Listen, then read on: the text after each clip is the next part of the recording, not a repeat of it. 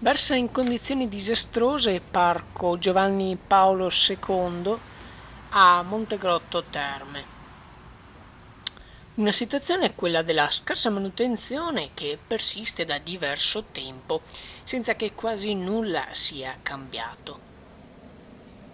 Giostrine rotte, pavimentazione pericolosa, imbrattamenti e molto altro rendono questo parco poco ospitale a bambini e famiglie della zona.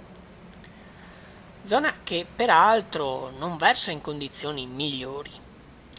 Gli Hotel Berta e Cesar, abbandonati da tempo, non fanno altro che aggravare una situazione già complicata.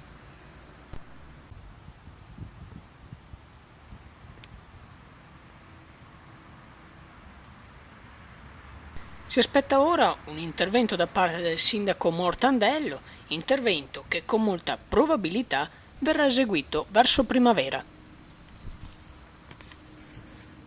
Zwischenberg Channel News, Montegrotto Terme.